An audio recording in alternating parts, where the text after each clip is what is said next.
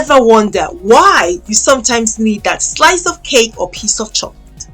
Well, it's not just your taste buds talking, it's your hormones. In this video, let's explore the link between your hormones and those irresistible food cravings. Imagine this.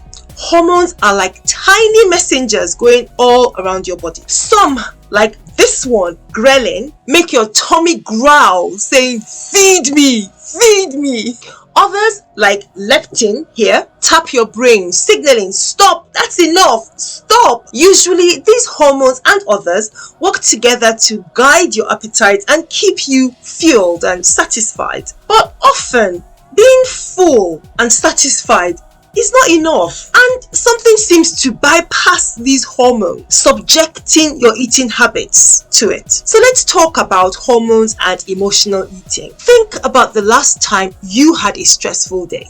Do you remember feeling drawn to something sweet or stodgy just to make you feel a bit better? Or if you're not as bad as me, perhaps a little less willing to go for your healthy meal option for that day. Blame this on cortisol, the stress hormone. It not only messes with your mood, but can make you crave comfort foods when you're stressed. So now you know why you reached for ice cream the last time you were feeling down. It's a hormone thing. Next, your gender and hormone influences. Ladies, our hormones are like a roller coaster, especially during our monthly cycle, if we're pregnant, or at menopause. These hormonal shifts are not just swinging your mood, they influence what we crave. And men are not off the hook either, because hormones can play a role in their cravings as well. So we know that hormonal changes in women, like during menstruation, can influence food cravings. But there's a lot less awareness about hormonal fluctuations in men. But actually, testosterone levels, for example, can impact appetite and food preferences. So many men may experience shifts in their food cravings based on factors like feeling stressed or their sleep patterns or their age. So this hormone effect thing is not just limited to women. So let's look at other conditions outside the body that can influence your hormones. And I'm talking about sleep. Have you ever noticed that when you haven't had enough sleep, maybe for a couple of days you've been sleep deprived, that situation makes you want junk food more than if you've had a restful night's sleep? Blame it on imbalanced hormones. You might not know that hormone fluctuations follow a daily pattern known as your circadian rhythm. This rhythm not only affects your sleep-wake cycle, but it also impacts your hormone levels linked to hunger and satisfaction of feeling full.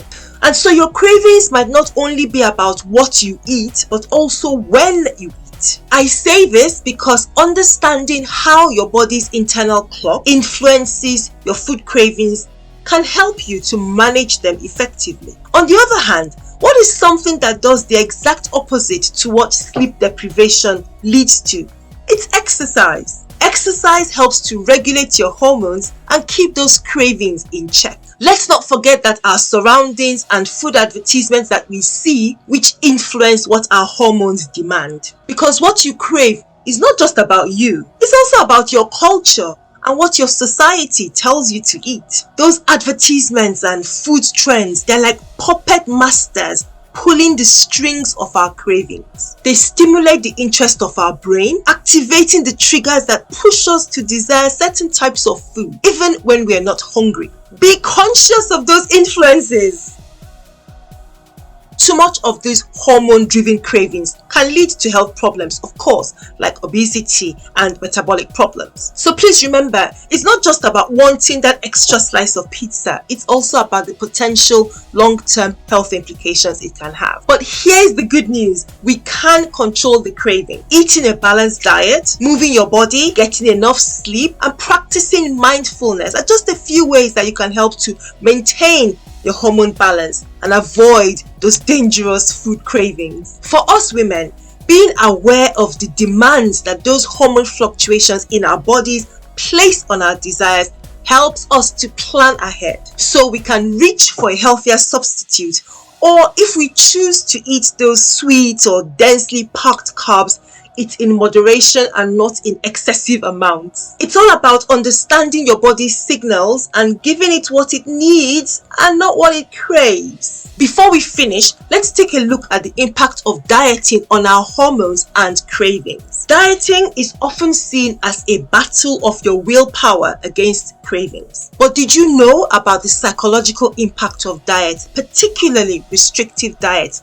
on our hormone balance? The truth is that extreme or prolonged calorie restriction can trigger hormonal responses which intensify the cravings, making it harder to stick to a diet. So the middle ground, moderation, is the way to go. So next time you find yourself eyeing that bag of crisps after a stressful day at work, remember, it's not just about willpower. Your hormones are weighing into the decision making as well. So the easiest thing to do may be just to have only healthy snacks around for when those tough days happen, or go out and buy just one bag of crisps, not a big jumbo bag that you'll keep at home and which will wreck all your good intentions the next time you're feeling stressed or feeling down. So let's listen to our bodies, make smarter choices, and create happier, healthier versions of ourselves.